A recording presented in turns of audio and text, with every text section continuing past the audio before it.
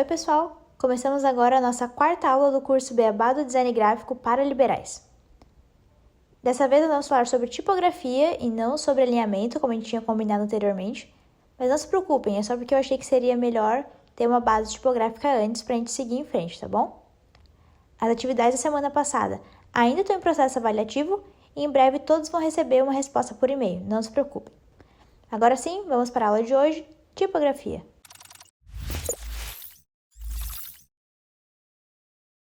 A tipografia é outra parte do design que está muitíssimo ligada ao nosso dia a dia. Se você conseguir ler, tá aí.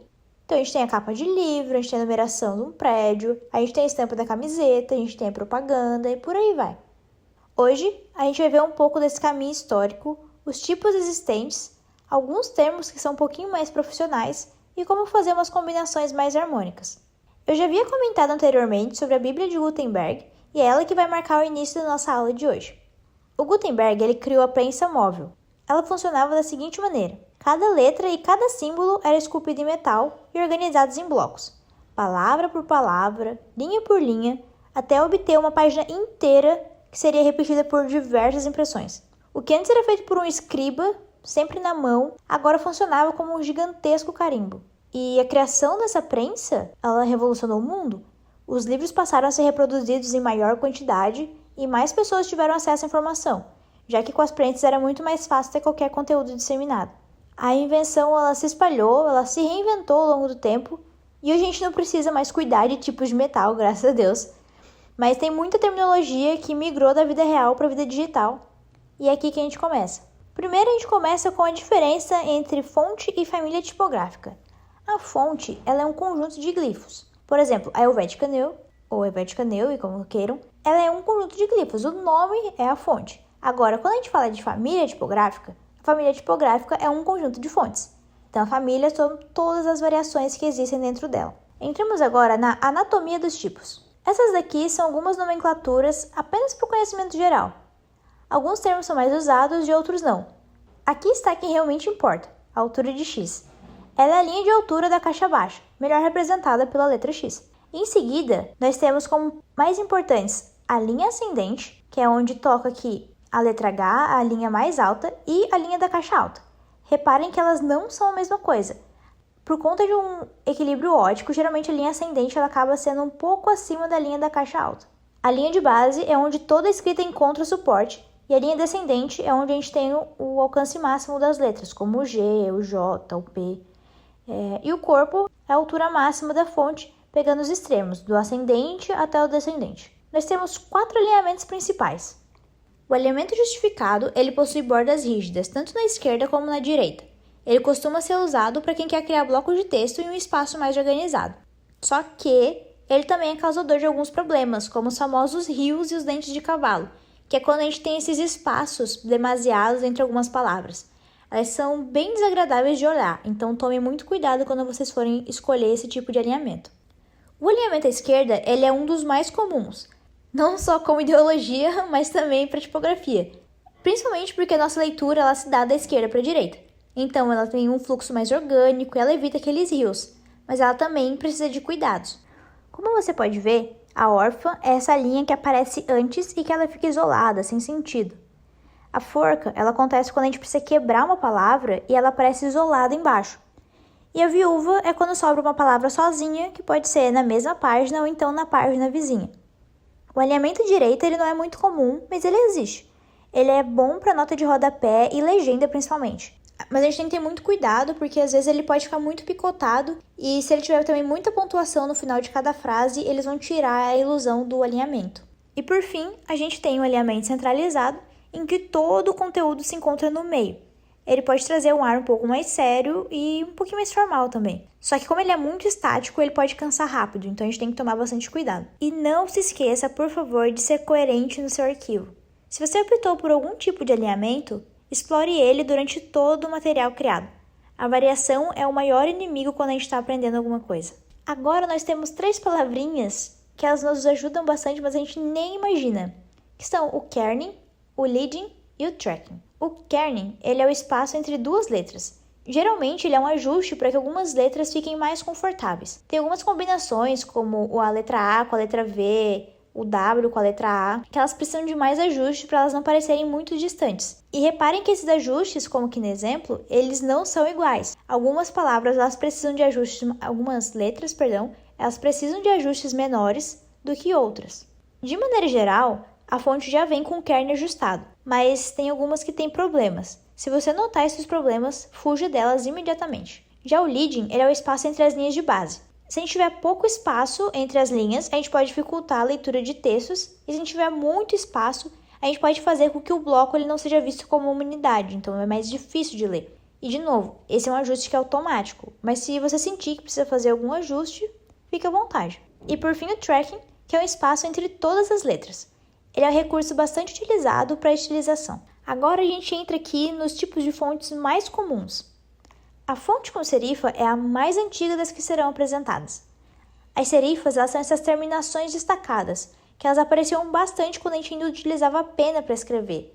Tipo, pena mesmo, de colocar tinta, etc. Elas são características que a gente herdou daquela época mais manual.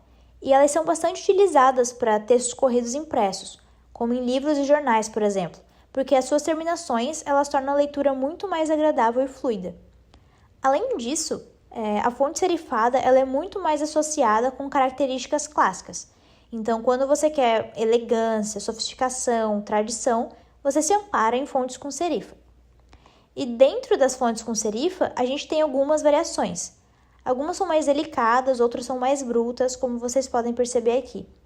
E grande parte dessas variações, elas nasceram por influência de época mesmo. Já as fontes sem serifa são muito mais simples, elas não têm essas terminações. Você também pode encontrar elas por aí como fonte grotesque. A primeira versão grotesque de tipo seria mais ou menos de 1800, só que ela ganhou muito mais espaço do século passado para cá, porque ela é perfeita para o mundo digital. Então, se você também quer trabalhar retratando mais jovialidade ou ser mais neutro, usar uma fonte sem serifa é o melhor caminho. E se você não está muito acostumado com combinação tipográfica também, porque ela é bastante conhecida por ser mais simples, por ser mais leve, então é mais fácil de combinar com outros materiais. Já as fontes display, elas nos oferecem um mundo de possibilidade, um mundo mesmo. A gente encontra nela a maior variação possível. A gente tem fonte gótica, a gente tem fonte que imita símbolo, tem fonte que imita marca, tem fonte de desenho, tem cartaz antigo e muito mais. Elas são perfeitas se você quer representar algum período histórico ou então contar alguma história muito específica. A gente tem também as fontes manuscritas, que são mais voltadas para algo feito com as mãos, e que a característica principal é que ela é muito mais delicada e até associada mais a um lado feminino. E por fim, a monoespaçada. Ela é uma fonte que as características principais são que as letras dos caracteres ocupam o mesmo espaço horizontal. Ela tem um efeito bem interessante e remete muito à linguagem digital, como código-fonte, sistema binário, essas coisas. E uma das partes mais legais para quem gosta de marca é que alguns segmentos têm a sua própria família tipográfica, como é o caso da Folha, da Netflix, da Latam, da Petrobras e muito mais por aí. E muitas fontes elas fazem parte de uma grande família tipográfica, oferecendo muita variação de peso. A Votorantim é uma empresa que, além de ter a própria família tipográfica, eles também têm uma grande variação de peso, do thin ao black e com itálico para todas as opções. E é sempre importante pegar uma família que tenha bastante variação e principalmente uma família com acentos, porque não tem nada mais triste do que uma arte bem pensada com um erro desse. Outra coisa para não fazer é usar todos os recursos possíveis para destacar uma palavra. Você não precisa de negrito, itálico, sublinhado e uma cor de fundo para prestar atenção no que você está falando. Escolha apenas um deles que vai estar bom. Vai por mim. Quem trabalha com design para web sabe que guias de estilo são muito comuns e muito bons. Eles servem como uma forma de padronização. Então, quem for desenvolver o site vai saber exatamente que fonte usar para os títulos, para os subtítulos, para os extras, vai saber o tamanho de cada um e também vai saber quando replicar o padrão quando for necessário. Desse jeito, a gente facilita não só para quem vai codificar as informações, mas também para o leitor, que vai identificar facilmente o que cada item significa ao longo do material. E essa dica, ela serve tanto para os impressos quanto para os itens digitais. Quando a gente padroniza a informação, a gente guia o leitor, a gente gera muito menos conflito. Esse aqui é um exemplo de guia de estilo que eu fiz para um aplicativo. Nós temos também uma diferença bastante importante e que ainda não foi comentada, que é a de legibilidade e de leiturabilidade. A legibilidade é a facilidade que uma letra individual pode ser distinguida das outras. Apesar de conseguir identificar todas as letras e até entender a frase, a gente demora um pouquinho para identificar todas as palavras. Já a leiturabilidade, ela é ligada ao conforto visual, à velocidade de absorção de uma informação. Aqui fica muito mais fácil de entender a frase, a gente não precisa ficar lutando contra as letras para conseguir entender. Como vocês podem perceber, um texto ele pode ser legível, mas ter baixa legibilidade. Não tem nenhum problema se a gente não estiver passando nenhuma informação importante. Se a gente quer criar um pôster decorativo, por exemplo, tá livre. Agora, se a gente quer publicar um livro, talvez seja melhor pensar melhor nesses quesitos. O contraste é uma das palavrinhas de ouro quando queremos criar uma peça gráfica.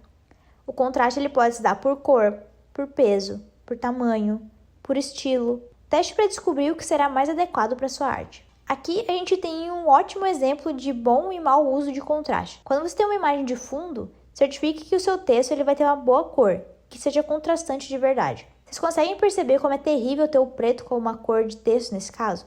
E aqui a gente tem um outro exemplo ajustado. Na parte da esquerda é o que o público vê e na direita uma simulação do que é facilmente lido. Olha como melhorou quando a gente deu um pouquinho de escurecida no fundo, né? Dá para ler muito mais a parte textual e você ainda consegue ver a imagem que está no fundo. Uma outra opção também pode ser usar, além da transparência escura, umas fotos borradas com um blur ou com algum gradiente colorido. Assim fica mais fácil de identificar daí o texto e o fundo. E uma última dica, antes da gente passar para as combinações harmônicas, é também um pedido. Fique longe das bordas. Se você tem alguma informação e ela precisa ser bem lida, fique longe das bordas. Respeite o espaço em branco, deixe a arte respirar. E lembre-se que boas artes elas precisam desse espaço para respiro. Claro que essa é uma regra para ser quebrada, assim como todas as outras que eu passei até agora, só que as regras elas devem ser quebradas porque elas são intencionalmente quebradas, não porque a gente errou no meio do caminho. E para finalizar, eu trouxe alguns exemplos de combinações para vocês terem um pouco de bagagem na hora de comparar. Eu peguei os primeiros exemplos do Canva. Aqui nós temos uma combinação clássica de fonte sem serifa com fonte com serifa. E já aqui a gente tem uma combinação só de fonte sem serifa, só que elas são bem distintas entre si, então é uma combinação muito boa. Aqui tem uma super combinação com umas escolhas mais ousadas, mas que ainda assim são muito interessantes. Durante a pesquisa, eu encontrei um texto incrível no Medium, com 15 combinações, e eu vou disponibilizar esse link para vocês como conteúdo extra amanhã. Aqui eu trouxe duas que eu achei bem interessantes, que são fontes disponíveis no Google Fonte. Aqui a gente tem a Playfair e a Fauna combinadas. Aqui a gente tem a Open Sans e a Prata combinadas.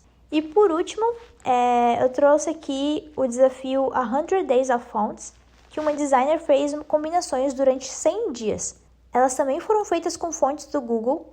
Eu adoro o resultado de cada uma e elas dão ótimos insights pra gente, porque são 100 dias que ela pegou e utilizou referências bem diferentes uma das outras. Então tem combinação de cor, tem combinação de tipo, tem combinação de estilo. Eu recomendo demais se vocês precisam de inspiração.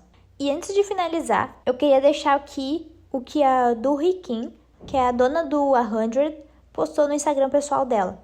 Esse desenvolvimento de marca para a marca Revival Rugs, ele é ótimo para ser analisado, porque cada um desses exemplos ele conta uma história. Uns eles são mais pessoais, outros eles são mais genéricos, e a gente só consegue entender qual que é a melhor opção quando a gente sabe um pouco sobre a marca. Mas percebam como a gente tem várias possibilidades que mesmo próximas, elas contam histórias diferentes. Eu gosto bastante desse tipo de coisa e é uma das coisas que mais me deixa apaixonada por tipografia. Bom, a atividade dessa semana ela é bem tranquila. Vocês devem assistir o episódio de tipografia da série Abstract, que está disponível na Netflix, e escrever uma resenha de no mínimo 450 caracteres contando o espaço. Vocês podem escrever o quanto quiser, tá liberado, mas no mínimo 450, que é mais ou menos um parágrafo, só para ter uma noção de que vocês conseguiram absorver, se vocês gostaram, se não gostaram, se vocês passaram a ver o mundo de alguma maneira diferente, enfim. Para quem for participar, então, tem que enviar pelo formulário em formato PDF até o dia 15 de abril, às 23h59. É um episódio bem curtinho, dá pra ver durante o almoço, dá pra ver ao longo do dia, dá pra ver de madrugada, aproveitem a quarentena. É um episódio muito bacana, eu gosto bastante dele. Se quiser já aproveitar e emendar, também tem outros episódios que são muito bons. O próprio episódio de design gráfico é excelente, Devo pedir pra vocês verem mais no futuro, mas se quiser ver agora também não tem problema. Enfim, fiquem à vontade, aproveitem o catálogo da Netflix, mas não esqueçam de ver esse episódio específico para participar da atividade. Fico esperando o envio de vocês. E por hoje é só. Se vocês tiverem alguma dúvida ou quiserem me mandar alguma coisa, vocês já sabem onde me encontrar. Até semana que vem.